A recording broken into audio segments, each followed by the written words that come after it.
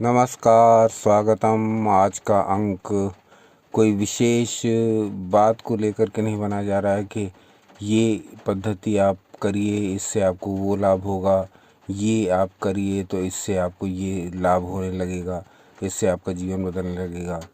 ये आज का जो पूरा अंक है ये स्वतः स्फुरण से बनाया गया है। यानी कि शास्त्र पढ़ते पढ़ते जो बात मन में बहुत ज़्यादा क्लिक करी, जो बात ऐसी लगी कि आपके साथ शेयर करनी बहुत आवश्यक है, और जिस बात को जानने से आपका अपना जीवन अपने ही हाथों में आ जाएगा, स्वतः ही आप अपने जीवन को परिवर्तित कर पाएंगे, और वो भी कई चरणों में। यानी कि इस बात को यदि आप समझ लेंगे तो इस बात को आप जीवन के प्रत्येक क्षेत्र में अप्लाई कर पाएंगे। बाहर बारिश हो रही है और उसकी बूंदों की जो साउंड है वो भी आपको शायद इस वीडियो में सुनाई दे रहा होगा। तो आज का जो वीडियो है वो पूरी तरह स्वतः स्फुरण पर आधारित है। हम ना इंगेजमेंट के लिए इसको बना रहे हैं, ना इसलिए कि इसमें लाइक्स, शेयर्स या कमेंट्स आएंगे। ये आज का वीडियो पूरी तरह मन में उठे हुए भावों को लेकर के बनाया जा रहा है, जिससे कि शास्त्र पढ़ते समय जो बात बहुत अधिक उपयोगी लगी वो आपके साथ शेयर की जा रही है। इसको हमने नाम दिया है आत्मविद्या श्रृंखला का। आत्मविद्या श्रृंखला का भाग 1 ये स्वतः स्फुरण से प्रस्तुत कर रहे हैं। इसमें कुछ भी उपयोगी लगे तो वो कमेंट्स करके बताइएगा, जिससे कि आगे भी आत्मविद्या के ऊपर आपको अन्य सामग्री साझा कर सकें आपके साथ। तो सीधे विषय पर आते हैं, इधर उधर की बातें न करते हुए, और देखते हैं पहले तो कि श्री आदि शंकराचार्य जी ने इस आत्मविद्या के विषय में क्या कहा है, और फिर आपसे चर्चा करते हैं कि इसको मैं आप कैसे अपने जीवन में अप्लाई कर सकते हैं। आपकी स्क्रीन पर विवेक चूड़ामणि नामक ग्रंथ से लिया हुआ जो श्री आदि शंकराचार्य जी द्वारा रचित है, इसका 165वां श्लोक आपकी स्क्रीन पर आ रहा है। इसको देख लीजिए। यहाँ कहते हैं, छाया शरीरे प्रतिबिंब गात्रे यत् स्वप्न देहे हृदि कल्पितांगे यथात्म बुद्धिस्तव नास्ति काची जीव शरीरे च तथैव मास्तु। बहुत गंभीर श्लोक है ये, बहुत गहरा, और ऐसा कि इस पर तो कई कई घंटे के प्रवचन होने चाहिए थे, परंतु ऐसे श्लोकों को प्रवचनकर्ता हमेशा नेग्लेक्ट करके रखते हैं। मात्र मैंने देखा कि प्रवचनकर्ता भक्ति रस में ही डुबोए रखना चाहते हैं। हम कुछ विशेष नामों को जपते रहें, बस भक्ति रस में डूबे रहें, लेकिन अपने मूल स्वरूप को कैसे पहचाने इस विषय में बहुत कम प्रवचनकर्ता शास्त्रोक्त व्याख्यान देते हैं, या इस विषय पर जो शास्त्रों में लिखी गई बातें हैं वो पब्लिक के सामने लाते हैं। बहुत कम ऐसे हैं।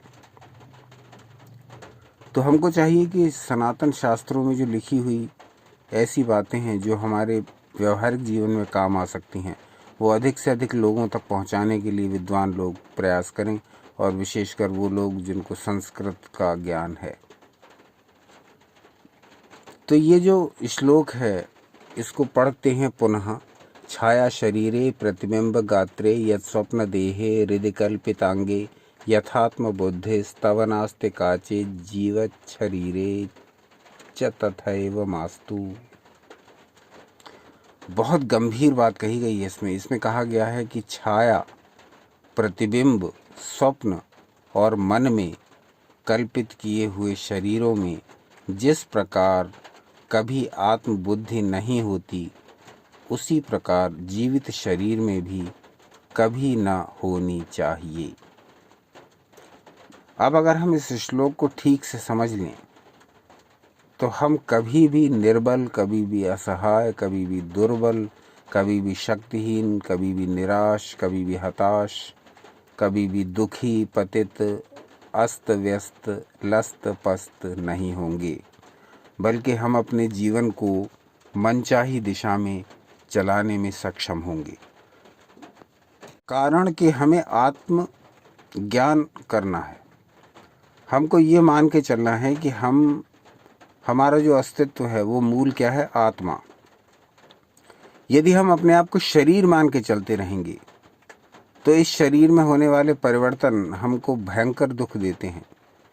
बालक से लेकर के किशोरावस्था से लेकर के युवावस्था से लेकर के वृद्धावस्था से लेकर के मृत्यु तक हमारे इस शरीर में निरंतर परिवर्तन आते रहते हैं। शरीर व्याधि मंदिरम, और ये शरीर रोगों का घर माना जाता है, निवास मंदिर माना जाता है। तो यदि देह में हम बहुत अधिक आसक्ति रखेंगे, देह की रक्षा तो करना हमारा धर्म है ही, क्योंकि इस देह में, इस शरीर में हमको पूरे जीवन भर रहना होता है।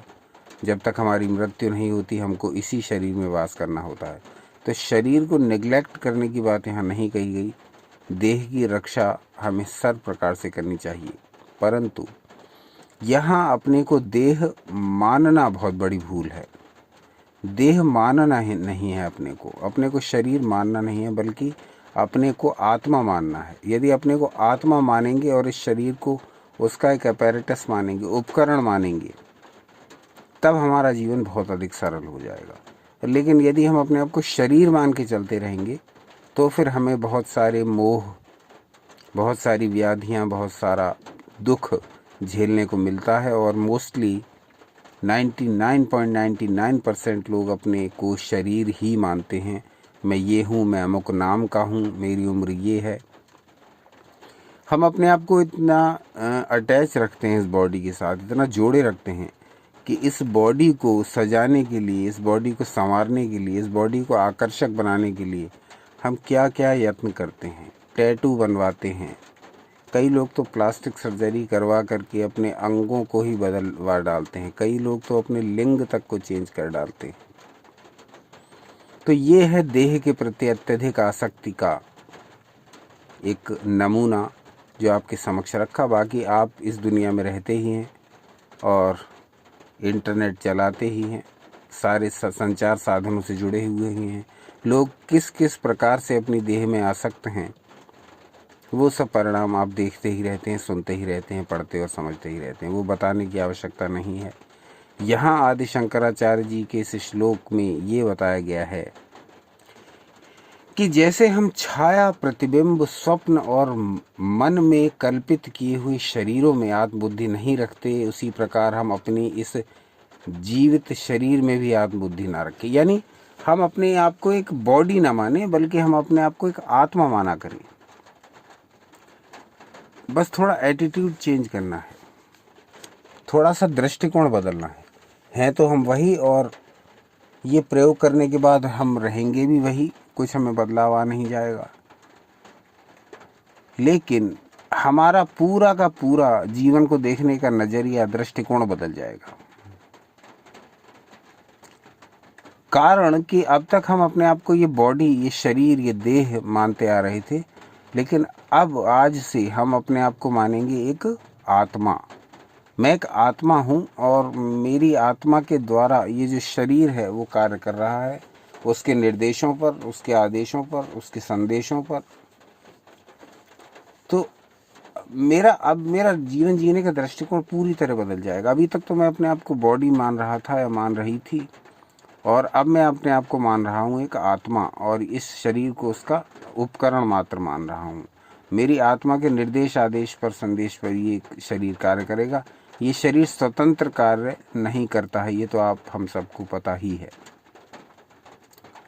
तो अपने आप को आत्मा मानने में कितना बड़ा लाभ है, और अपने आप को आत्मा कैसे माना जाए, इसका स्पष्ट निर्देश, इसका स्पष्ट प्रोसेस श्री आदि शंकराचार्य जी ने इस श्लोक में दे ही दिया है। क्या है? जैसे हम छाया, प्रतिबिंब, स्वप्न और मन में कल्पित किए हुए शरीरों में जैसे आत्मबुद्धि नहीं रखते, तो अपने शरीर में भी ना रखें। अब इसका आशय समझिए। जैसे हम कोई छाया देखते हैं, या जैसे मैं धूप में चलता हूँ तो मेरी छाया मुझे दृष्टिगोचर होती है, तो क्या मैं उसके साथ अटैच हो जाता हूँ? नहीं, क्योंकि मुझे पता होता है कि ये छाया बिल्कुल नश्वर है, अस्थिर है, और जब जैसे ही मैं धूप में से हटा या लाइट में से हटा तो ये मेरी छाया बंद हो जाए। हालांकि मेरे शरीर में से ही बन रही है, लेकिन मैं इसके प्रति आसक्ति नहीं रखूँगा। मुझे पता है ये छाया टेम्परेरी है, ऐसे कहा गया प्रतिबिंब। यदि मैं अपने आप को दर्पण में देखता हूँ तो मेरा प्रतिबिंब बनता है। यदि मैं आपको जल में देखता हूँ अपने आप को तो मेरा प्रतिबिंब बनता है। तो उस प्रतिबिंब के प्रति क्या मैं आसक्त हो जाता हूँ? नहीं, मुझे पता होता है ये टेम्परेरी है और ये थोड़ी देर में हट जाएगा। जैसे ही मैं वहाँ से हटूँगा ये हट जाएगा। ऐसे ही स्वप्न, मैं कोई सपना देखता हूँ तो मुझे पता होता है ये टेम्परेरी है और मैं उसके साथ अटैच नहीं होता हूँ। अगर वो बुरा या अच्छा सपना है तो मैं किसी से उसकी चर्चा करके उसको भूल जाता हूँ। फिर अगले दिन कोई सपना आता है, फिर उसको भूल जाता हूँ। उसके साथ किसी प्रकार का अटैचमेंट मैं नहीं रखता हूँ। मुझे मालूम है ये टेम्परेरी है, क्षणिक है। ऐसे ही कहा गया मन में कल्पित किए हुए शरीर। मुझे कोई व्यक्ति पसंद है, वो मुझे सपने में दिखता है या दिखती है, तो उसको मैं उसके साथ अटैच थोड़ी हो जाता हूँ। मुझे पता है इस सपने में आया, दिखा, चला गया, तो उसके साथ भी मेरा संबंध नहीं होता। मुझे पता होता है ये टेम्परेरी है।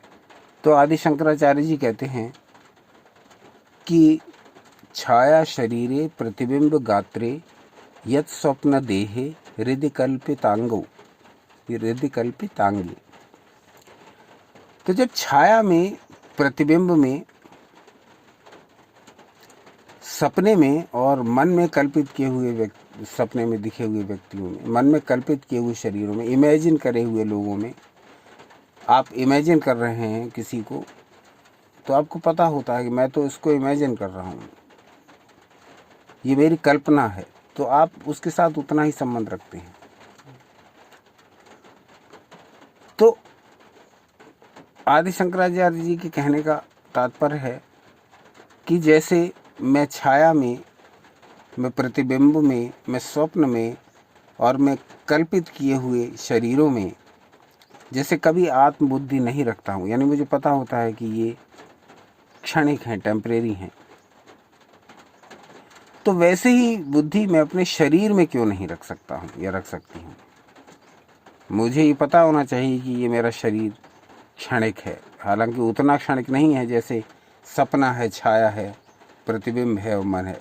सालों साल हम इसमें रहते हैं, मेरी आत्मा इसमें रहती है, लेकिन है तो ये क्षणिक ही, क्योंकि इसको छोड़ना तो हमें पड़ेगा ही। रोग, दुर्घटना या उम्र पूरी होने पर हमें इस शरीर को छोड़ना तो पड़ेगा ही, तो उस अर्थ में ये भी क्षणिक ही है। तो आदि शंकराचार्य जी के कहने का साफ तात्पर्य है कि यदि मैं अपने आप को आत्मा मानूं तो फिर मैं इस जीवन को आनंद पूर्वक जी पाऊंगा,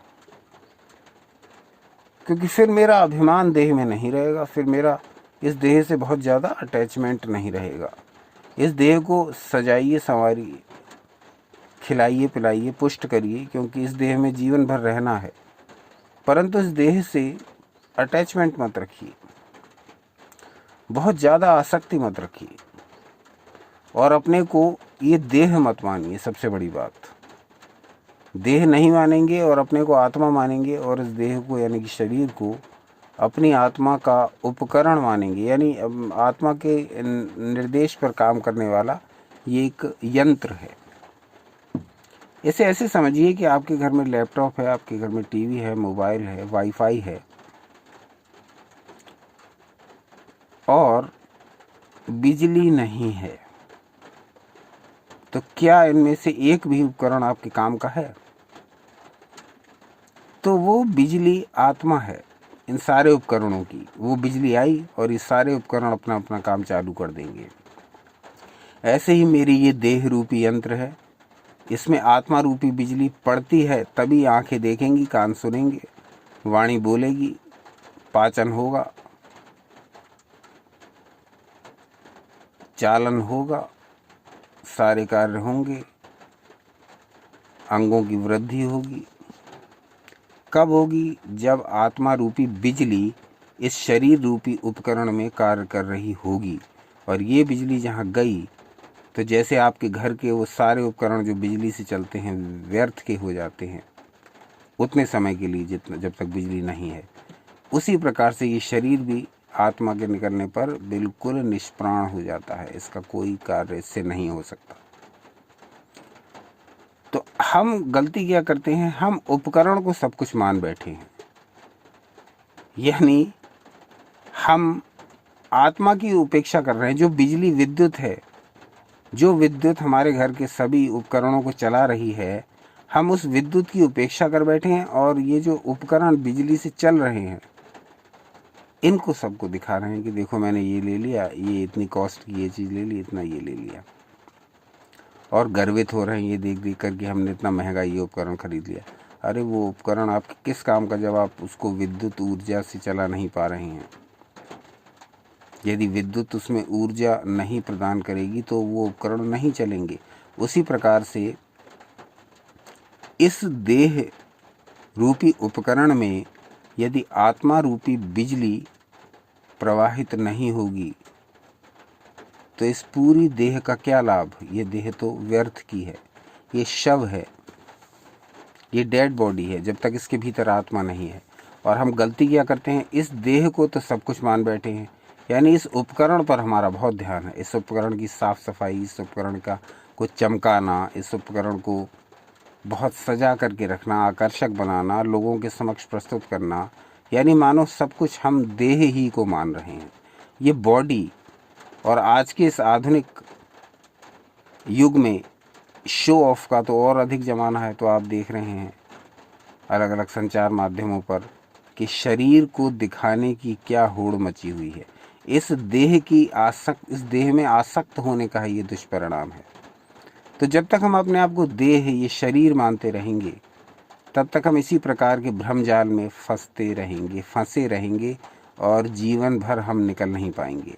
लेकिन जब हम अपने आप को आत्मा मानना शुरू करेंगे, जिस क्षण से हमको अपने आत्म स्वरूप का बोध होगा, जिस क्षण हम ये मानेंगे कि हाँ, ये हमारी देह भी छाया, प्रतिबिंब, स्वप्न और कल्पनाओं की तरह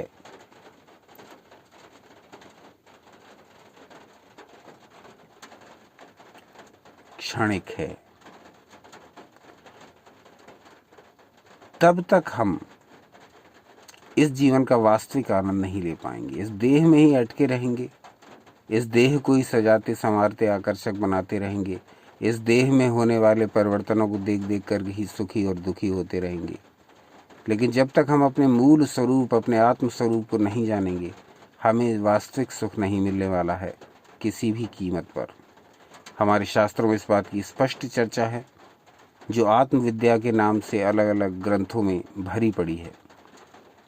तो आज के जो अंक है, और जो किसी विशेष उद्देश्य को लेकर के नहीं बनाया गया है, जिसमें मात्र आपसे मन में उठे हुए एक स्फुरण की चर्चा की गई है, और वो ये है कि हम अपने आप को ये शरीर न माने, बल्कि हम अपने आप को आत्मा माने, और अपने शरीर को इसी प्रकार माने जैसे छाया शरीरे प्रतिबिंब गात्रे यत् स्वप्न देहे हृदय कल्पितांगे।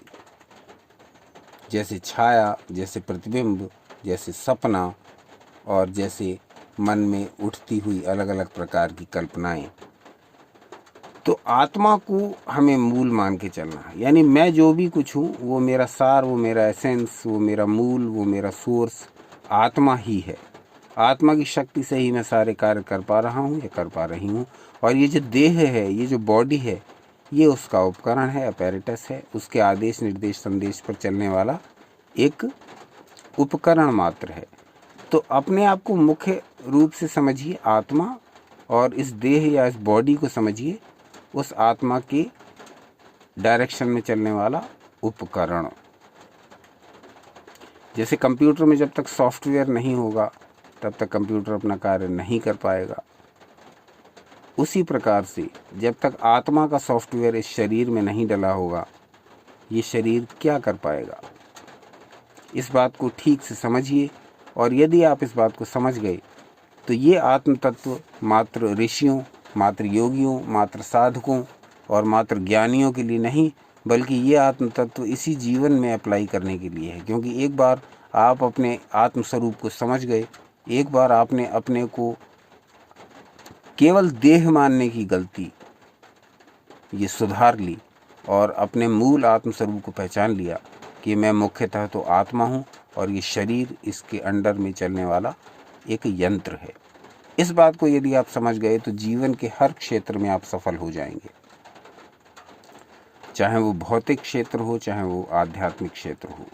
कारण कि हमने अपने मूल स्वरूप को पहचान लिया, और जो व्यक्ति अपने मूल स्वरूप को पहचान लेगा वो न तो इस संसार में कभी असफल होगा और न कभी आध्यात्मिक क्षेत्रों में, क्योंकि आध्यात्मिक क्षेत्र भी आत्मा से ही जुड़े हुए हैं और ये सारे भौतिक क्षेत्र भी आत्मा से जुड़े हुए हैं। लेकिन हम भूल कहाँ कर रहे हैं? हम अपने आप को केवल एक बॉडी, केवल एक शरीर ही मान रहे हैं। आशा है अपने स्वतः स्फुरण को, भीतर से आई हुई इंसाइट को आपके साथ अपनी योग्यतानुसार शेयर करने में कुछ हद तक सफल हो पाए होंगे या असफल हो गए होंगे। जो भी हो कमेंट्स करके बताइए। और क्या आत्मविद्या के बारे में हमारे शास्त्रों में और जो कुछ लिखा है वो भी जानना चाहेंगे तो ये भी बताइए। आज का अंक यहीं तक, एक दिन पश्चात पुनः उपस्थित हो जाएंगे ईश्वर इच्छा से कोई नया विषय लेकर के। बरसात अभी भी निरंतर जारी है और श्रावण मास भी प्रारंभ होने वाला है। प्रयास करेंगे कि इस विषय पर शिव जी से संबंधित बहुत सारा शास्त्रीय ज्ञान भी आपके समक्ष लेकर के आएं।